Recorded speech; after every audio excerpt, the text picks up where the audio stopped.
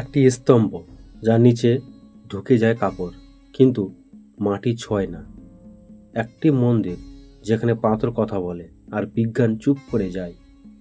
আজ আমরা যাব এমন এক জায়গায় যেখানে রামায়ণ, ইতিহাস আর হারিয়ে যাওয়া প্রযুক্তি একসাথে দাঁড়িয়ে আছে। স্বাগতম লেপাক্ষী মন্দিরের অজানা রহস্যে।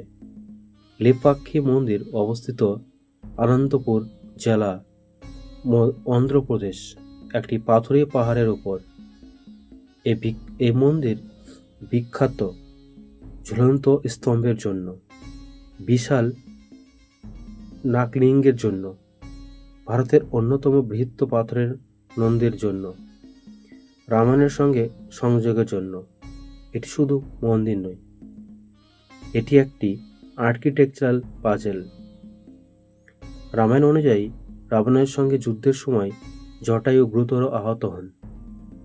ভগবান রাম জটায়ুকে দেখে বলেন, লে পক্ষী, অর্থাৎ ওহো পাখি বিশ্রাম নাও। এই লে পক্ষী শব্দ থেকেই লে পাক্ষী আজও মন্দির চত্বরে জটায়ুর চিহ্ন। রক্তের দাগের মতো লাল পাথর দেখতে পাওয়া যায় বলে বিশ্বাস। এগুলো কি প্রতীক নাকি ইতিহাসের ছাপ? 16শো শতাব্দী, বিজয়নগর সাম্রাজ্যের শাসনকাল। এর সময় মন্দির নির্মাণ করেন বীরু ও বীরপ্পা নায়ক। স্থাপত্য শৈলী দ্রাবিড় স্টাইল, এক পাথর কেটে তৈরি, কোনো ইট নয়। আজও অবাক করে সিমেন্ট ছাড়াই এত শক্ত নির্মাণ। সবচেয়ে বিখ্যাত রহস্য, মন্দিরের একটি স্তম্ভ পুরোপুরি মাটিতে ছোঁয় না। নিচ দিয়ে কাপড় যায়, আলো দেখা যায়, কিন্তু স্তম্ভ পড়ে না। বিজ্ঞানীরা বলেন weight distribution, load transfer system. কিন্তু প্রশ্ন, 16শো শতাব্দীতে এত নিখুঁত ইঞ্জিনিয়ারিং, আজ আধুনিক বিল্ডিং একই প্রযুক্তি ব্যবহার করে, তাহলে লেপাক্ষী কি আধুনিক ইঞ্জিনিয়ারিংয়ের আগের সংরক্ষণ? লেপাক্ষীর ছাদে রামায়ণ, মহাভারত, শিব পার্বতী, দশাবতার, এই পেন্টিং 500 বছরের পুরনো, আজও উজ্জ্বল করে, কোনো কেমিক্যাল ছাড়া। রং বানানো হয়েছিল কি দিয়ে? আর্দ্রতায় নষ্ট হারায়নি কেন?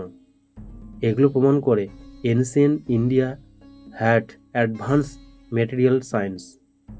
মন্দিরের বাইরে বিশাল নাগলিঙ্গ, শিবলিঙ্গ ঘিরে 7 ফণার নাগ তৈরি হয়েছে এক পাথর কেটে।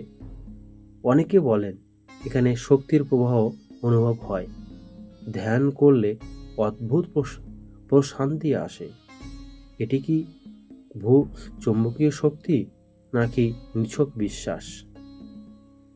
লেপাক্ষী আমাদের উত্তর দেয় না।